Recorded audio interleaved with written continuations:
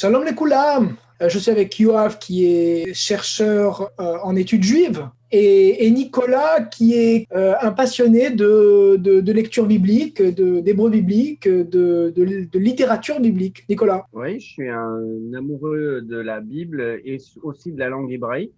Donc, pour moi, ça fait une seule, ça forme un tout dans la vie. Voilà. Voilà, donc vous avez compris un petit peu avec Yoav et Nicolas, on va, euh, on va débroussailler, et c'est le cas de le dire, puisqu'on va parler du passage très connu du Sne Boer, Hasne Haboer, le buisson ardent. Alors, justement, donc c'est le chapitre 3 de l'Exode, c'est Shmot Perek Gimel. Et je vais peut-être demander à Yoav ou à Nicolas déjà de nous brosser le contexte dans lequel s'inscrit ce chapitre. D'accord, je vais dire quelques mots et après Nicolas pourrait ajouter d'autres éléments. C'est-à-dire, on entre ici dans le chapitre 3 du livre de l'Exode.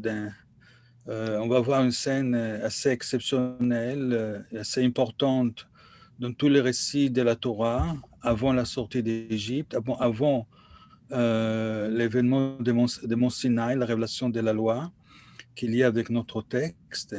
Et ce qu'on va lire, c'est vraiment un certain type de révélation euh, qui est faite à Moshe pour qu'il incarne, pour qu'il saisisse le rôle de chef du peuple d'Israël qu'il va sortir d'Égypte. D'ici, il va être, entre guillemets, nommé ou appelé à cette mission. Cette scène se déroule dans le désert, à côté de ce qu'on va voir comme le lieu de Mont Sinaï, où le peuple d'Israël va recevoir les 10 paroles. Et Moshe, ici, il est un berger.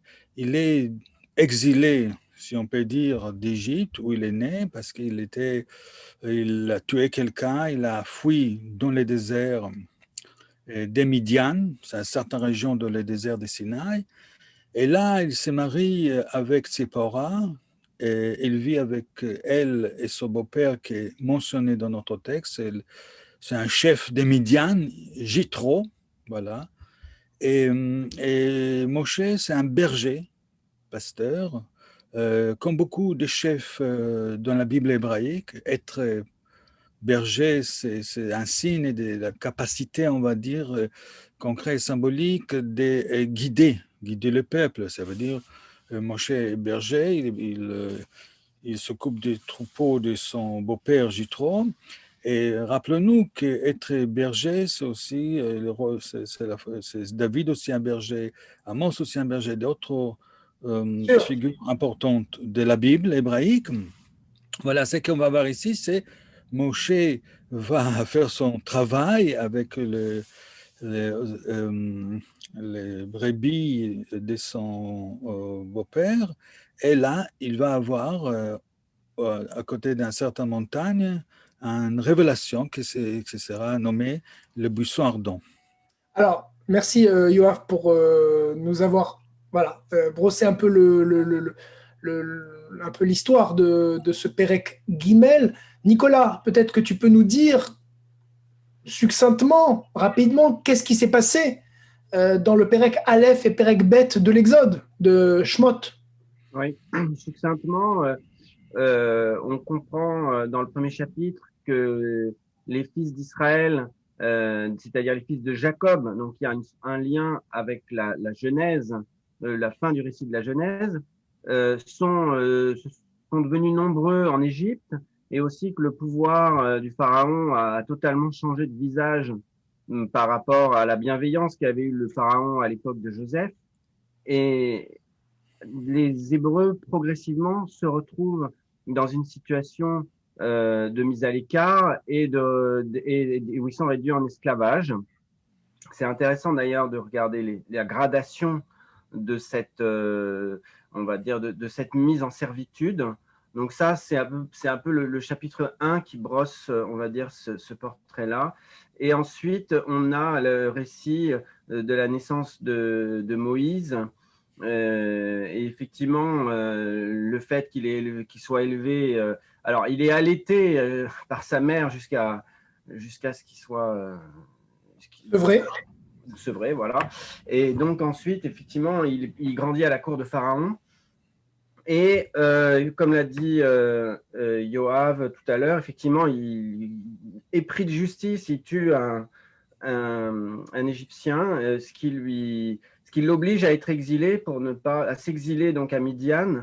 Et là, il fait la rencontre donc de sa femme, de Jéthro, son beau-père, etc. Eh bien, Yoav et Nicolas, je pense que vous avez donné un top départ parfait pour ce Pérec Guimel qui va nous demander beaucoup de concentration et on va en tirer énormément de ce chapitre, je pense, très très intéressant même au niveau linguistique, puisque ça explique aussi en un jeu de mots d'où vient le mot, d'où vient le nom Yud He Vav He, ce nom, le nom ineffable. Et en fait, ce Pérec se veut l'explication de ce nom. On va commencer tout de suite. Alors, vous avez le PDF qui s'est affiché à l'écran. Et puis, vous avez le PDF aussi à télécharger. Chaque passouk est suivi de sa traduction, la traduction du rabbinat. Ça aurait pu être une autre, mais c'est juste, la traduction nous permet de vraiment nous situer. Je vais lire le premier passouk, si vous le voulez bien. Moshe haya roe et tson itro, chotno kohen Midian, vainhag et atson, achar hamidbar. Vayavo el har ha-Elohim, choreva. Nicolas, est-ce que je peux te demander de lire la traduction peut-être, pour nous situer? Or, Moïse faisait paître les brebis de Jéthro, son beau-père, prêtre de Madian. Il avait conduit le bétail au fond du désert et était parvenu à la montagne divine, au mont Horeb. Moshe haya roe et tson itro chotno kohen Midian. J'arrive pas à m'arrêter, je sais pas où est la virgule de cette phrase. J'ai l'impression que tout s'enchaîne. On est emporté par un courant. Yoav, Nicolas, le premier mot de ce Pérec, c'est ou Moshe. Donc V, Moshe et Moshe. J'aimerais qu'on s'attarde parce que chaque nom, chaque prénom dans la Bible veut dire quelque chose. Donc, que veut dire le mot Moshe? Yoav, par exemple. Oui, c'est-à-dire tu as posé, Elie, deux questions et ou Moshe et Moshe, or Moshe. Ouais. Si on insiste les ou Moshe et Moshe ou or Moshe, on va arriver à ce qu'a évoqué ici Nicolas, les chapitres précédents, c'est-à-dire qu'il y a un rappel, Dieu se rappelle son peuple et il entend la souffrance de ce peuple. Il veut les sauver. Et c'est-à-dire, et dans la continuité, on trouve Moshe, que celui va être le sauveur du peuple. Ça, c'est un élément qu'on peut dire sur le et Moshe, hors Moshe, par rapport au paragraphe précédent. Alors, ça, c'est alors, toi, tu poses aussi la question, qu'est-ce que ça veut dire Moshe? Bah oui. Moshe, c'est-à-dire dans les textes bibliques, les noms expliqué dans le chapitre 2, il me semble. C'est très intéressant parce qu'il est nommé, selon la narration biblique, par la fille de Pharaon. Oui. La princesse du roi d'Égypte, selon les récits, qui s'est trouvée la boîte de Moshe que sa mère Yocheved a mis dans le Nil.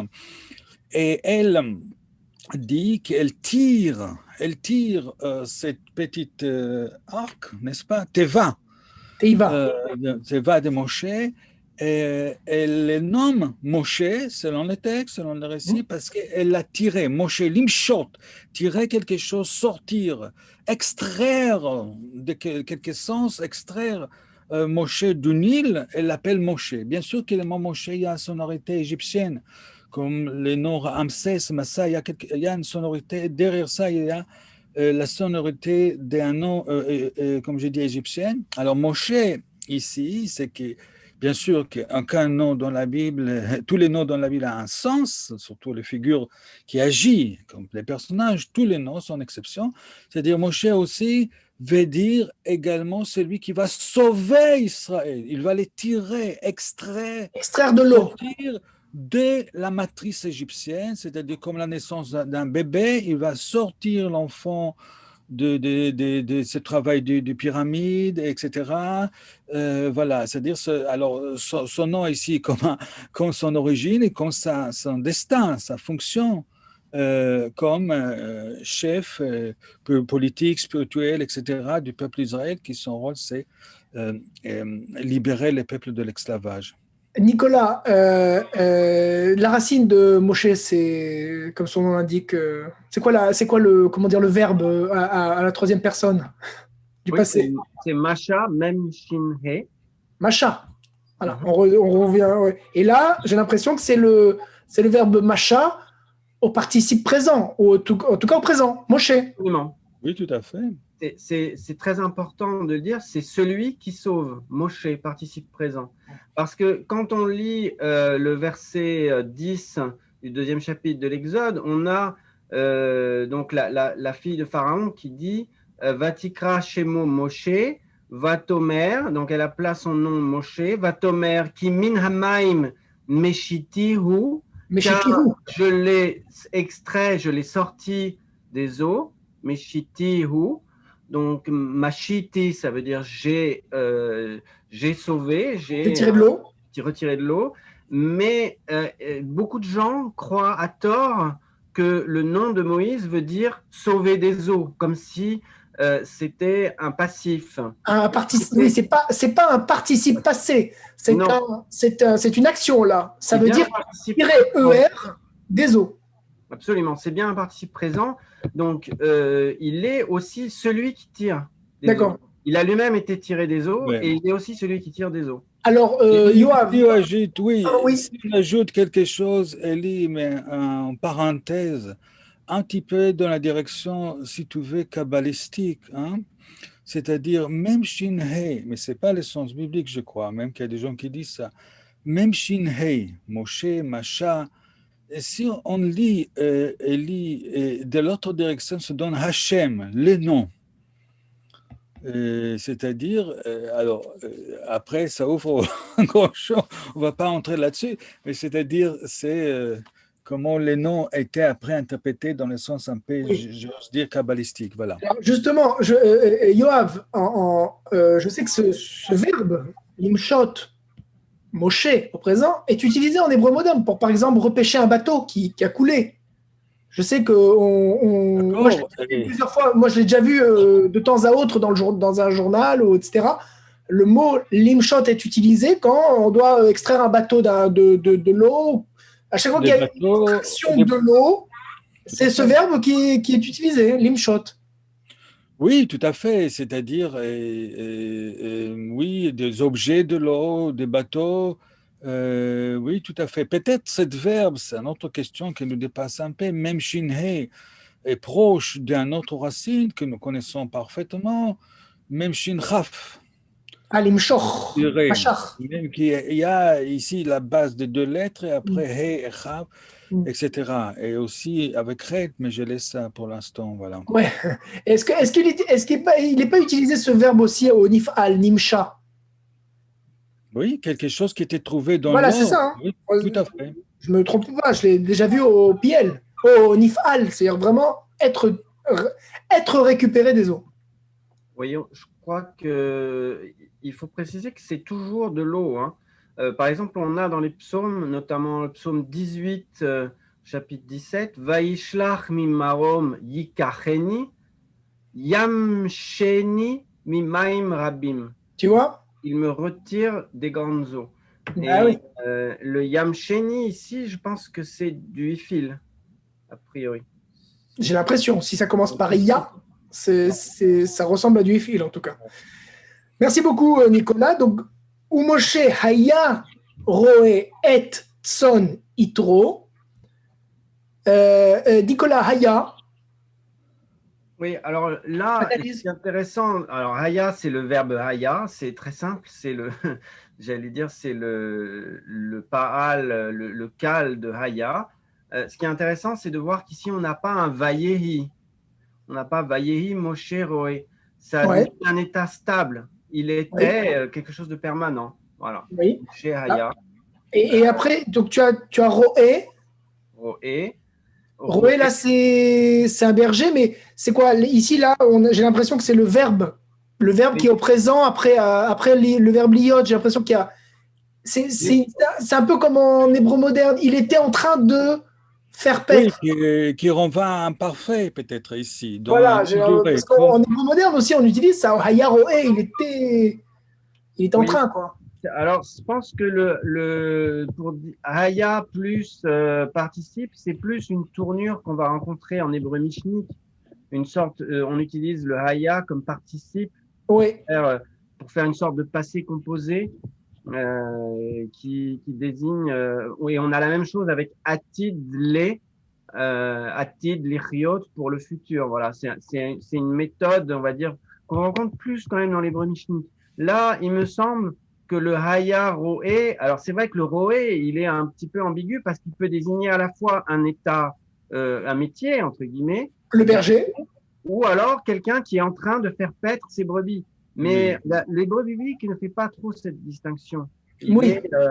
Moi, je pense que le haya ici, ça désigne plus un état. Il était, ça dépend du contexte, mais je crois il avait qu'ici, l'habitude de. voilà, mais je crois qu'ici, Nicolas, oui, avait l'habitude, ça veut dire il faut les traduire. Il me semble, comme même dans la traduction ici, imparfait, dans la fonction durable, comme quelqu'un qui a le métier de faire paître. Je crois que c'est ça l'essence. Et la suite va s'opposer à ça, c'est-à-dire c'est comme quelque chose qui dure dans les temps. Nicolas, justement, je voulais, juste avant que Yoav nous intervienne sur le mot roé, j'aimerais que tu me dises c'est quoi la qualité de tu me fasses l'analyse de roé. Alors, roé, donc c'est la racine resh, ain, he, ra'a, qui veut dire faire paître le troupeau. Et donc à l'infinitif? Alors, l'irot. L'irot, hein, à ne pas confondre avec l'irot, voir, hein, évidemment. Tout à fait, avec un ein. C'est pour ça que je l'ai un peu accentué dans Tu as bien fait. ma diction. L'irot, exactement. Et donc ça fait au présent roé, roé, roa. Roim, root. Ça ressemble à roé avec un aleph, effectivement, mais il faut peut-être donner un petit coup de glotte pour effectivement. Exactement. Roé, roa, roim, root. Alors justement, Yoav, il y a plein de mots, même dans la Bible, qui proviennent de cette racine. Par exemple, je ne sais pas moi, un pâturage, miré.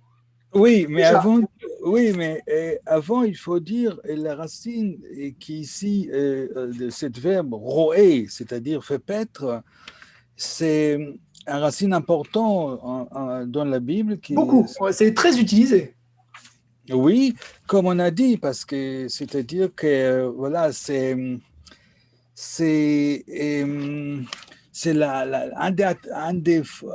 comment il faut appeler ça, attribut ou fonction ou métier de chef du peuple. C'est-à-dire, tous les patriarches étaient bergers, David était berger. Comme j'ai dit, c'est la métaphore d'un chef politique. De quelqu'un qui guide. Exactement. Alors maintenant, la racine roé, c'est quelque chose qui peut être, veut dire associé, mettre ensemble. D'accord. Oui. Qu'est-ce que fait les bergers? Il met ensemble les membres du troupeau. Exactement. C'est-à-dire, il y a de rassembler. Le roé, ça veut dire, alors c'est ça qui se donne associé, peut-être c'est lié avec un mot, je ne suis pas sûr, un mot important qui veut dire ami, qui est aussi réa, qui est mon associé, oui. Et, le prochain. Oui, c'est-à-dire, parce que la racine, c'est associé. Dans les livres d'Ecclésiaste, il semble que la même racine donne le mot ra'ayon, association. J'allais te le dire. Ça veut dire une idée? Oui, quelque chose comme ça. Ouais. Mais c'est quelque chose que j'ai associé à quelque chose, voilà, comme j'attache un autre pensée. Moi, j'aurais vu quelque chose d'autre. Ra'ayon, c'est justement quelque chose qui me guide. Une idée, ça guide. Et ça, c'est un autre sens qui te donne. Voilà, c'est mon interprétation, Yoav. Mon humble interprétation. Et oui. Et alors, Rohim, c'est-à-dire, c'est bien sûr que nous connaissons et je crois que tous les gens qui regardent cette émission connaissent parfaitement le psaume 23. Alors, c'est lequel? Dis-toi, Bah, Nicolas. Adonai Ro'i lo ichsar. Bah oui. Dieu est mon berger. Bien sûr, ça c'est un psaume très cher pour les deux traditions judo-chrétiennes. Adonai Roi lo ersar. Mon Dieu est mon berger. Lo ersar, je ne manquerai de rien. Exactement. D'accord. Ah oui, Et à Kossi Revaya, ma coupe déborde. oui, ça c'est à la fin de ce Ah, petit c'est après, psaume. bien sûr. Et Roé, parfois, je crois, et c'est-à-dire, Atson Roé, parfois c'est difficile à distinguer. Est-ce que c'est l'action des bergers ou c'est l'action du brebis qui fait l'action? Parce qu'on peut dire que Atson, Oui, comme ici, bah Atson parce que Roé, Roé, alors Roé, ça veut dire faire paître, mais ça veut dire aussi paître. je crois. Ouais, Ici, c'est faire paître parce qu'il y a le bien sûr. complément d'objet direct. Le ovin des Jétro. Son. Comme tu as dit, il y a le mot mir'e Voilà. qui vient de ça, les lieux de pâturage. J'avais juste un petit commentaire sur effectivement la racine ra'a, resh, ein, où il y a réa, et il y a aussi effectivement dans un psaume, le psaume 108, verset 10, allez fléchette et roa, c'est-à-dire je m'associe, c'est exactement la même idée que ce que disait Yoav pour expliquer. Je Donc il y a un lien entre ligue. Réa, qui est le prochain, et Roé, qui est le berger. De ces deux racines, vous les associez, quoi. C'est ça. D'accord. Et après, oui, effectivement, il y a Mir'e, il y a Mar'it aussi, Tson Mar'ito, Mazé, qui c'est la même chose que Mir'e, on va dire. Marie, comme ça. Voilà. D'accord. Mar'ito, Vetson Yado, dans le psaume 95. Ça commence fort pour la première émission de ce Pérec, mais en hébreu moderne, je crois qu'un proxénète, ça se dit Roé Zonot. C'est horrible, mais c'est Roé est utilisé à toutes les sauces au final. Dès qu'il y a un chef et un troupeau, c'est hyper imagé, quoi. Bon, c'est rigolo, quoi, on va dire. Alors, Haya Roé et Tson Itro. Alors, on sait très bien, Nicolas, que et se met toujours devant un COD défini. Or là, je ne vois pas le ha. On ne devrait pas dire et Tson. Tson Yitro, c'est un nom, un prénom ou un nom de lieu est considéré comme défini, c'est-à-dire comme si portait l'article. Tson ha quelque chose, parce que c'est une smichout. Tson ha roé, par exemple, je ne sais pas, mais en tout cas, là, il n'y a pas de ha parce que le deuxième mot de la smichout, de l'état construit, le deuxième terme, est par nature défini puisque c'est un nom propre. Il faut peut-être, il y a le mot, c'est traduit, c'est bétail. Je ne sais pas si la meilleure traduction, il faut dire plutôt l'ovin. Le tson, c'est plutôt. Alors, tson, justement, tson, c'est en général, dans la Bible, il y a souvent tson et après bakar. Et souvent, on traduit par le menu bétail et bakar, le gros bétail. Alors, tson, on est d'accord, c'est des moutons, en fait, tson. Ça peut être des chèvres aussi. Oui, voilà, c'est-à-dire des moutons, des chèvres. Mm-hmm. Les bœufs, c'est déjà bakar. C'est la distinction entre ovin et bovin. Nicolas, toi, tu es un spécialiste. Non, tu habites en Normandie, donc tu t'y connais plus que nous, j'imagine. Non, je ne m'y connais pas plus que vous, mais ça peut être aussi des chèvres ou des moutons de manière indifférente. C'est ce qu'on appelle le menu bétail dans la Bible en général. C'est la taille, effectivement. Les vaches, c'est quand même plus gros. Et je peux vous le certifier, j'habite en Normandie. Ben voilà, tu vois. Radio Cliché, bonjour. D'ailleurs, il y a une expression pour dire aller comme des moutons à l'abattoir. En hébreu, ça se dit ketson la tevach. C'est bien des psaumes. Ça vient de, tu vois. Alors, je dois le marquer ketson la tevach. C'est comme des boutons à l'abattoir. Tson, c'est un tout. C'est au singulier toujours. Hein. On dit, ça ne sera jamais au pluriel. Tson, c'est un tout. Comme bakar, c'est un tout. C'est un collectif, ouais. Un collectif. Alors, et tson yitro. On va finir avec peut-être yitro, l'explication de. Puisque, comme on a dit Nicolas et Yoav depuis le début, chaque nom dans la Bible a une explication, a un sens. Nicolas, yitro, ça te fait penser à quoi? Yitro, ça fait penser à Yeter. Comme ça, spontanément. Oui, plus. Oui. Yoter. Le plus, le trop, le trop plein. Ouais. Oui, ici, après, ça pose la question, en effet, comme Yeter, est-ce qu'il est en plus du peuple d'Israël? C'est déjà un peu midrashique, mais je crois que peut-être c'est lié aussi avec les textes. Est-ce que c'est surplus? Est-ce que c'est plus par rapport au peuple d'Israël? Mais aussi, il faut interpréter ce nom Yitro comme en effet Yeter, plus grand, etc. Peut-être son nom d'origine, il y avait Yeter Dieu, Yeter El, quelque chose comme ça, c'est-à-dire pour dire Dieu le plus, le plus grand, etc. Quelque Tu chose penses que Yitro, c'est Yeterhu? Ouais, quelque chose comme ça, peut-être. Peut-être il y avait à l'origine ou un autre nom, une autre représentation. Il y a plusieurs possibilités théoriques. Que c'était un mot composé Yeter avec un autre parti ou autre chose, pas nécessairement Yitram, peut-être Yeteram. Il y a plusieurs. Alors, on va, si vous voulez bien, Yoav et Nicolas, on va terminer sur Yitro qui joue un rôle important, en tout cas dans cette séquence biblique.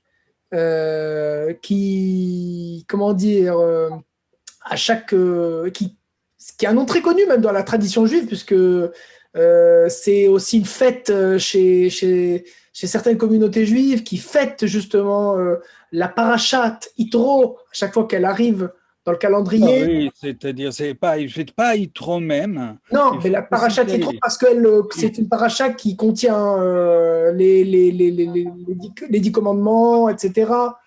Si tu insistes, Elias, tu me rappelles une chose. C'était ma conclusion. Oui, mais si tu insistes là-dessus, ça sort de notre contexte.